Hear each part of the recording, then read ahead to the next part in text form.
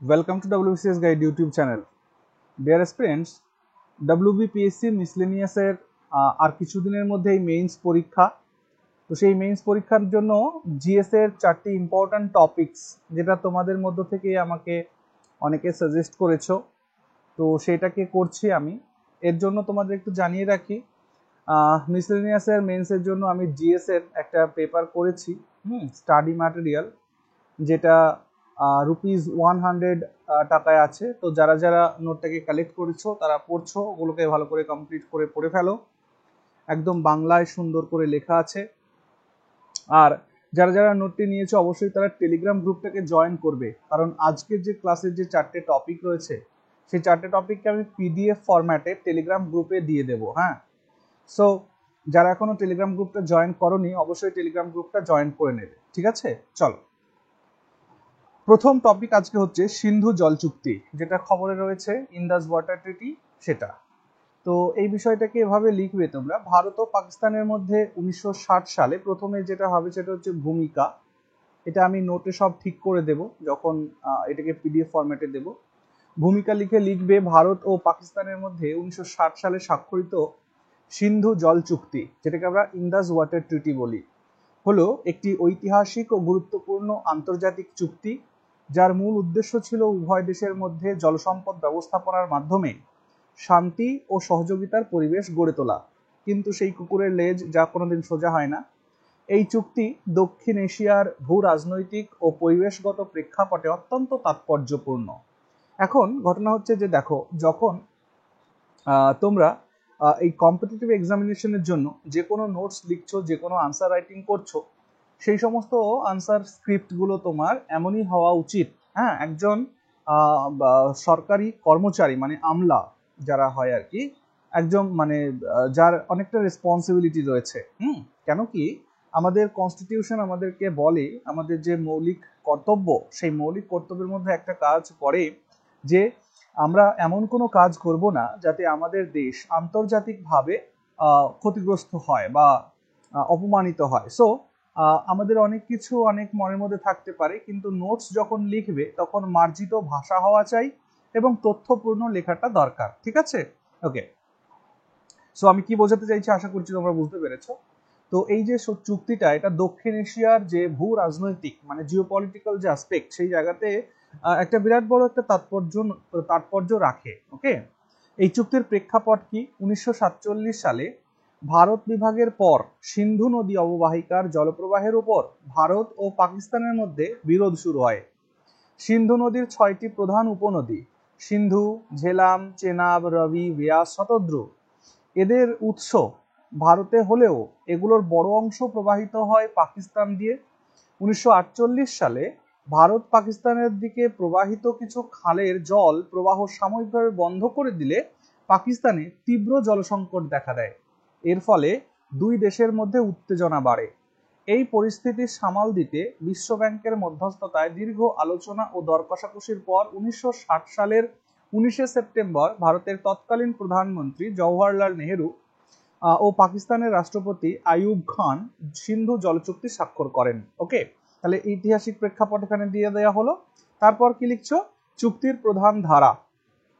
চুক্তি অনুযায়ী সিন্ধু নদী ব্যবস্থার মোট 6টি নদীর ধারা, অর্থাৎ পশ্চিমের 3টি নদী আর পূর্বের 3টি নদী। পশ্চিমের 3টি নদীর মধ্যে রয়েছে হচ্ছে সিন্ধু নিজে, ঝেলাম, চেনাব। এগুলির অধিকাংশ জল ব্যবহার করার অধিকার পাকিস্তান পেয়ে যায়। আর পূর্ব দিকের যে 3টি নদী রয়েছে রবি, ব্যাস আর শতদ্রু, এগুলোর জল ব্যবহার করার অধিকার ভারত পায়। তবে পশ্চিম নদীগুলোর উৎস ভারতে হওয়ায় ভারতকে সীমিত পরিমাণে এই নদীগুলোর জল কৃষি, বিদ্যুৎ উৎপাদন ও সীমিত পরিমাণে গৃহস্থালির কাজে ব্যবহারের অনুমতি দেওয়া হয়েছে, কিন্তু তা হতে হবে নির্দিষ্ট প্রযুক্তিগত শর্ত মেনে এবং পাকিস্তানের স্বার্থ যাতে ক্ষুণ্ণ না করে, এরকম কিছু প্রভিশনস এই ট্রিটিতে ছিল। ওকে, এখন এটা খবরে কেন এসছে তোমরা জানো যে এই চলতি বছরের জুলাই মাসে, জুলাই বা এপ্রিলে তো একটা পাহেলগামে মানে পাকিস্তান থেকে আসা কিছু টেররিস্ট, তারা ভারতীয়দেরকে নৃশংসভাবে হত্যা করেছিল, ধর্ম দেখে হত্যা করেছিল।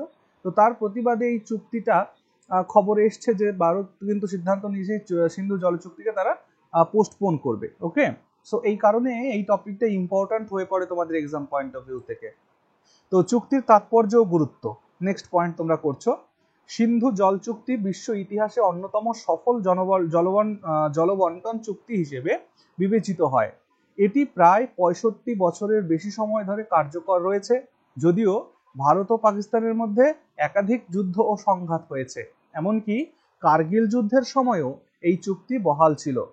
এটি দেখায় কিভাবে একটি চুক্তি রাজনৈতিক উত্তেজনার মধ্যেও স্থায়িত্ব বজায় রাখতে পারে। ওকে, এরপর সমসাময়িক বিতর্কটা কি সেখানে দিচ্ছ তুমি, বলছো যে সাম্প্রতিক ভারত ও পাকিস্তানের মধ্যে কাশ্মীর সংক্রান্ত উত্তেজনার কারণে ভারত এই চুক্তি পুনর্বিবেচনার কথা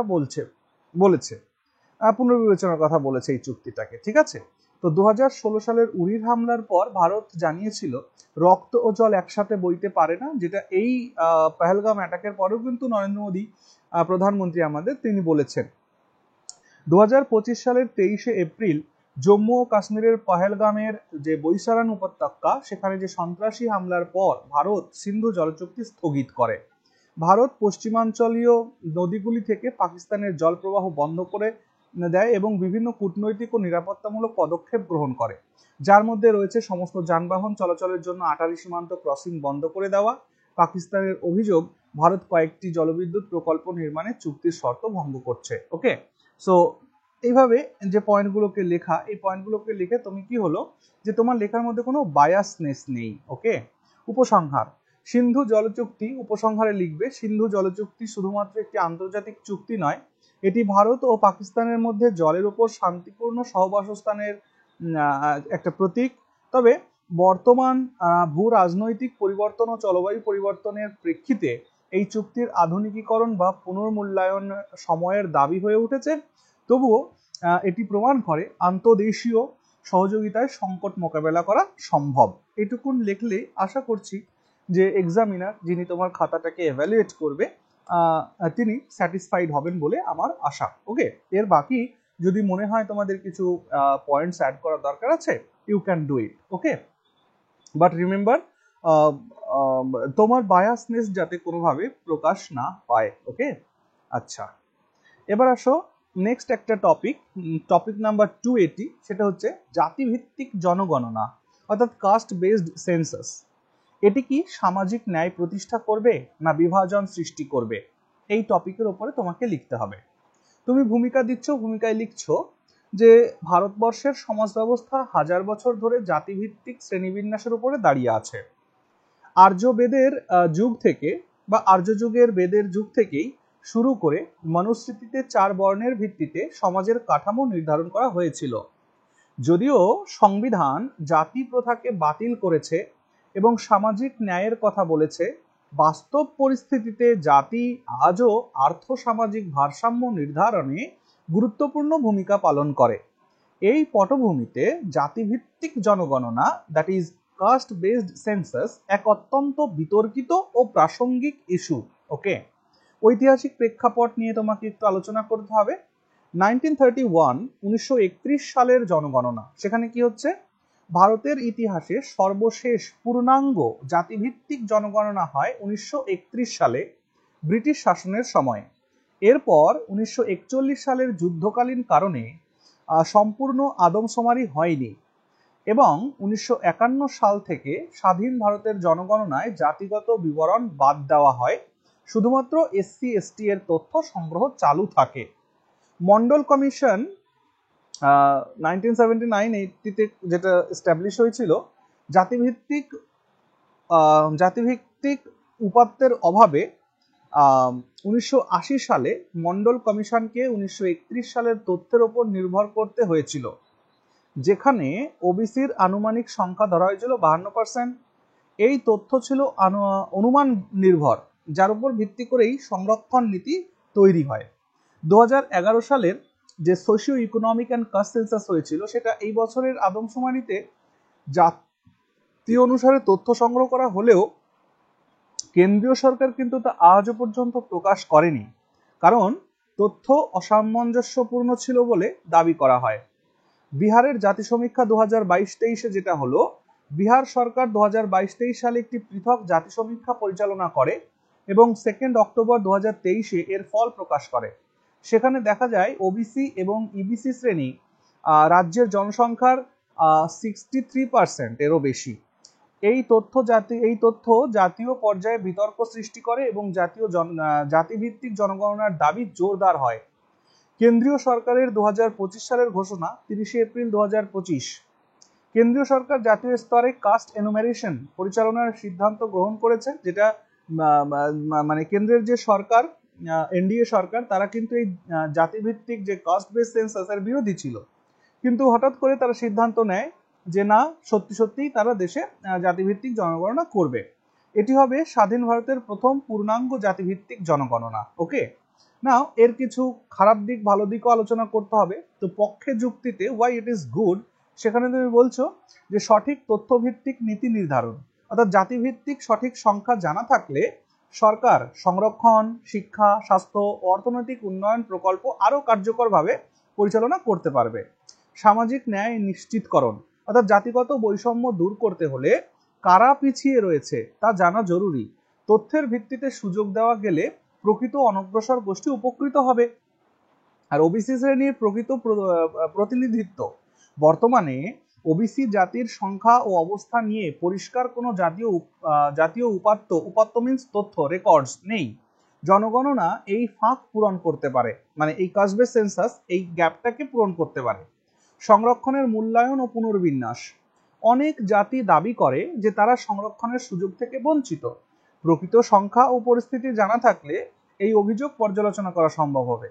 রাজনৈতিক স্বীকৃতি ও প্রতিনিধি নির্বাচন, যারা সংখ্যায় বেশি তাদের রাজনৈতিক অংশগ্রহণও বাড়া উচিত, এটাই গণতন্ত্রের মূল কথা। সো দেখো, পক্ষের যুক্তিগুলো তুমি দিয়ে দিলে, এবার বিপক্ষের যুক্তিটাও দিতে হবে তোমাকে। অসুবিধা বা বিপক্ষের যুক্তি, why it may be bad. Okay, জাতিগত বিভাজন ও সমাজে বৈষম্য বৃদ্ধি হতে পারে এর ফলে। জাতিভিত্তিক তথ্য প্রকাশ পেলে সমাজে বিভক্তি, হিংসা ও হানাহানির সম্ভাবনা বাড়তে পারে। রাজনৈতিক, এটা কেমন করে হতে পারে দেখো, মনে করো এক্স নামে একটা কমিউনিটি আছে, সেই এক্স নামের কমিউনিটিটা মনে করো যে একটা এলাকায় 90% বসবাস করে, আর ওয়াই নামের একটা কমিটি মনে করো সেই এলাকায় 10% বসবাস করে। অথচ দেখা যাচ্ছে যে সেইখানে জনপ্রতিনিধি বা চাকরি বাকরির ক্ষেত্রে সমস্ত ক্ষেত্রেই দেখা গেল যে ওয়াই কমিউনিটি থেকেই সমস্ত লোক রয়েছে, এক্স কমিউনিটির কেউ নেই। সো এই জিনিসটা যখন প্রকাশ পাবে, তো এই থেকে না যে সামাজিক সদ্ভাবনা সেটা কিন্তু ব্যাহত হতে পারে, এটা একটা খারাপ দিক, বুঝতে পারছো?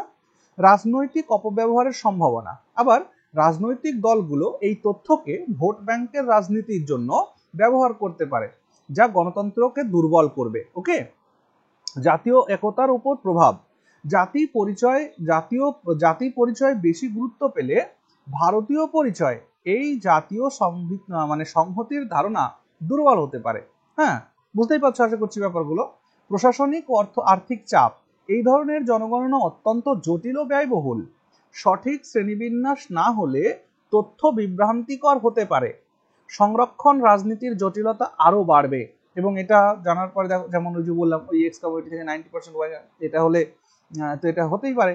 তো যদি কোনো শ্রেণীর সংখ্যা বেশি প্রমাণিত হয়, তবে তারা আরো সংরক্ষণ দাবি করবে, যা অন্যদের জন্য বা অন্যদের মধ্যে অসন্তোষ তৈরি করতে পারে। উপসংহারে তুমি লিখছো, জাতিভিত্তিক জনগণনা একটি বাস্তবতা এবং তা এড়িয়ে যাওয়া যায় না। তবে এই জনগণনা ভারতের জন্য ভালো না খারাপ তা নির্ভর করে এর বাস্তবায়ন ও ব্যবহারের উদ্দেশ্যের ওপরে। যদি এটি সামাজিক ন্যায় ও নীতিগত স্বচ্ছতার পথে ব্যবহার করা হয়, তবে এটি ভারতীয় গণতন্ত্রকে আরো শক্তিশালী করবে। অন্যদিকে যদি এটি রাজনৈতিক বিভাজনের হাতিয়ার হয়ে ওঠে, তবে তা সমাজকে আরো বিভক্ত করে তুলবে। সুতরাং caste based census neither fully good nor wholly bad. Okay, it's a tool whose impact depends entirely on intent and execution. Clear? আশা করছি বুঝতে পেরেছো। সো এই নোটসগুলো কেমন হয়েছে অবশ্যই তোমরা কমেন্ট সেকশনে একটু লিখে জানিও। আর যদি কিছু আমার ডেটাতে কোনো ভুল থাকে, তো সেগুলো কমেন্ট সেকশনে লিখে দিলে অন্যদেরকেও সেটা রেকটিফাই করার সুযোগ পেয়ে যাবে তারা। ওকে, বেশ। আর সবাই টেলিগ্রাম গ্রুপটা জয়েন হও, তোমাদের যার যে বিষয়টা দরকার আছে বলে মনে হয় আমাকে বলো, আমি এটাকে প্রস্তুত করে দেবো, ঠিক আছে? ওকে, চলো নেক্সট টপিক, থার্ড টপিক আজকের থার্ড টপিকে রয়েছে অপারেশন সিন্দুর, প্রেক্ষাপট, তাৎপর্য আর প্রভাব। দেখো, এর শিরোনামটা বা এর প্রশ্নটা এমনও আসতে পারে যে অপারেশন সিন্দুর ভারতবর্ষ একটা সুপার পাওয়ার, এটা কতদূর প্রমাণ করে। সো এই ধরনের কোয়েশনও কিন্তু আসতে পারে। সো আমি জাস্ট একটা প্রেক্ষাপট দিয়ে লিখলাম। 2025 সালের 7ই মে ভারতের এক সাহসী সামরিক পদক্ষেপ নেয় যা অপারেশন সিন্দুর নামে পরিচিত। এই অপারেশনটি ছিল জম্মু ও কাশ্মীরের পহেলগাঁওয়ে সংগঠিত যে নৃশংস জঙ্গি হামলায় শহীদ হওয়া 26 জন নিরপরাধ মানুষের হত্যার প্রতিশোধ। এই হামলায় পাকিস্তান মদদপুষ্ট সন্ত্রাসীরা জড়িত ছিল, যারা ভারতীয় ভূখণ্ডে হামলা চালিয়েছিল। এই ঘটনার পরিপ্রেক্ষিতে ভারত সরকার সন্ত্রাসবাদের বিরুদ্ধে জিরো টলারেন্স নীতি গ্রহণ করে এবং তার ফলস্বরূপ এই অপারেশন শুরু হয়। অপারেশন সিন্দুর ছিল একটি সুপরিকল্পিত এবং সুনির্দিষ্ট সামরিক অভিযান। ভারতীয় বিমান বাহিনী, স্থল বাহিনী এবং নৌবাহিনী, এই তিনটি বাহিনী একত্রিতভাবে এই অভিযানে অংশগ্রহণ করে। এই অভিযানে অত্যাধুনিক প্রযুক্তি এবং সরঞ্জাম ব্যবহার করা হয়েছিল। বিশেষত নির্ভুল নিশানার জন্য ক্রুজ ক্ষেপণাস্ত্র ও ড্রোন ব্যবহার করা হয়। এই অপারেশনের মাধ্যমে পাকিস্তান অধিকৃত কাশ্মীরে, দ্যাট ইজ পিওকে, এবং পাকিস্তানের অভ্যন্তরে সন্ত্রাসবাদী ঘাঁটিগুলোতে হামলা চালানো হয়। ভারতীয় বিমান বাহিনী গোপনীয়তা বজায় রেখে স্টর্ম শ্যাডো ও হ্যামার, এই দুটো নামকে লিখতে ভুলো না, স্টর্ম শ্যাডো অ্যান্ড হ্যামার এর মতো অত্যাধুনিক ক্ষেপণাস্ত্র ব্যবহার করে, যা শত্রুপক্ষের রাডার ও নেভিগেশন সিস্টেমকে ফাঁকি দিতে সক্ষম। অপারেশন সিন্দুর এর নামকরণটিও তাৎপর্যপূর্ণ। সিন্দুর, যা হিন্দু বিবাহিত মহিলাদের একটি গুরুত্বপূর্ণ প্রসাধন যা আত্মত্যাগের প্রতীক, এই নামকরণটি সম্ভবত সন্ত্রাসবাদের বিরুদ্ধে ভারতের দৃঢ় সংকল্প ও আত্মত্যাগের মানসিকতাকে তুলে ধরে। এই অপারেশন ভারতের জাতীয়তাবোধ এবং আত্মবিশ্বাসের এক নতুন দিগন্ত উন্মোচন করেছে। এরপর আসো, অপারেশন সিন্দুর কেবল একটি সামরিক পদক্ষেপ ছিল না, বরং এটি ছিল সন্ত্রাসবাদের বিরুদ্ধে ভারতের একটি স্পষ্ট বার্তা।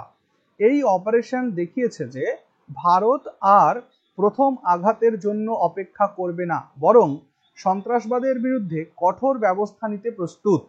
এই অপারেশন আন্তর্জাতিক মঞ্চে ভারতের একটি শক্তিশালী অবস্থান প্রতিষ্ঠা করেছে এবং সন্ত্রাসবাদের বিরুদ্ধে তার দৃঢ় সংকল্পকে তুলে ধরেছে।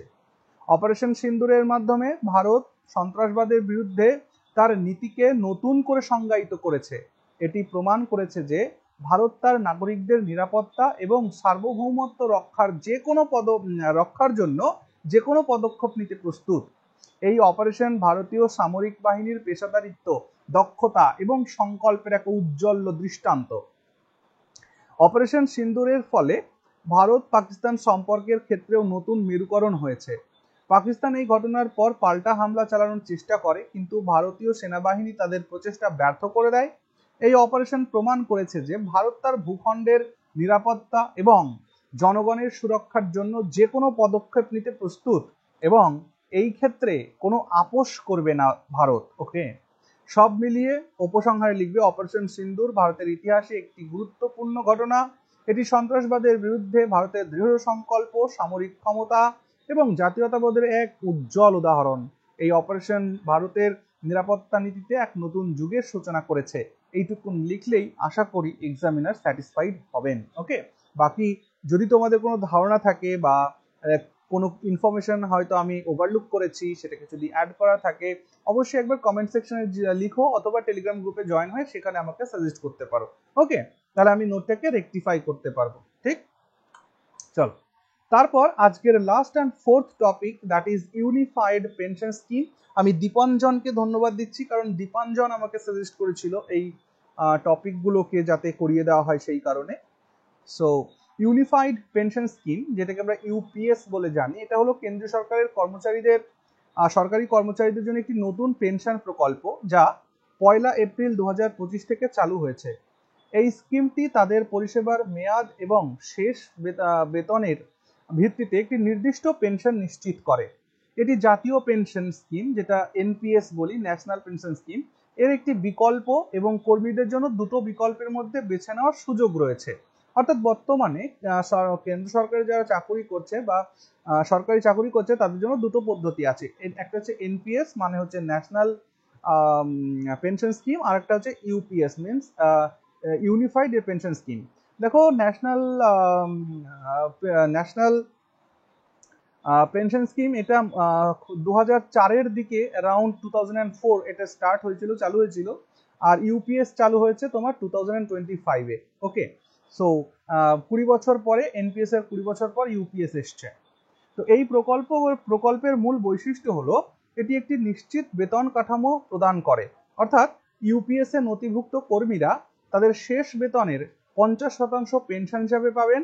তবে এই সুবিধা পাওয়ার জন্য কর্মীদের কমপক্ষে 25 বছর চাকরি করা আবশ্যক। যারা 25 বছরের কম চাকরি করেছেন তারা আনুপাতিক হারে পেনশন পাবেন। ইউনিফাইড পেনশন স্কিমের প্রধান সুবিধা হলো এটি কর্মীদের একটি স্থিতিশীল এবং নিরাপদ অবসরকালীন আয় নিশ্চিত করে। এনপিএস এর মতো এখানে বাজার ভিত্তিক রিটার্নের উপর নির্ভর করতে হয় না, যা বাজার ওঠানামার কারণে ঝুঁকি তৈরি করতে পারে। ইউপিএস এর মাধ্যমে কর্মীরা তাদের অবসর গ্রহণের পর একটি নির্দিষ্ট পরিমাণ অর্থ পাওয়ার নিশ্চয়তা পান এই ইউপিএস এর মাধ্যমে। ওকে, তবে এই স্কিমের কিছু সীমাবদ্ধতাও আছে। ইউপিএস এর অধীনে কর্মীরা ভবিষ্যতে বেতন কমিশন বা অন্যান্য সুবিধা দাবি করতে পারবেন না। এর ফলে তাদের আর্থিক বৃদ্ধি সীমিত হতে পারে। তাছাড়া পেনশন প্রদানের প্রক্রিয়াটি সঠিকভাবে সম্পন্ন করার জন্য একটি প্রশাসনিক ব্যবস্থারও প্রয়োজন হয়। সব মিলিয়ে ইউনিফাইড পেনশন স্কিম একটি গুরুত্বপূর্ণ পদক্ষেপ, যা সরকারি কর্মচারীদের ভবিষ্যৎ সুরক্ষার জন্য একটি নির্ভরযোগ্য বিকল্প প্রদান করে। এখানে সরবরাহ না লিখে প্রদান করাটাই লিখলে বেটার। এটি তাদের অবসরকালীন জীবনকে আরো স্বাচ্ছন্দ্যময় করে তোলার লক্ষ্যে একটি গুরুত্বপূর্ণ পদক্ষেপ। সো দেখো, ইউনিফাইড পেনশন স্কিম সম্পর্কে এইটুকুনি লিখেছি। যদি তোমাদের মনে হয় না এটাকে আরো কিছু করা দরকার, বা তোমাদের একটা ধারণা তোমরা পেয়ে গেলে না এই বিষয়টা এটা, সো সমস্ত তোমাদের যাবতীয় মন্তব্য কমেন্ট সেকশনে একবার লিখে জানিও। ওকে, ভালো থেকো সবাই। তোমাদের সকলের পরীক্ষার প্রিপারেশন খুব ভালো চলছে এই আশা রেখে আজকে শেষ করি। ওকে, ভালো থেকো সবাই।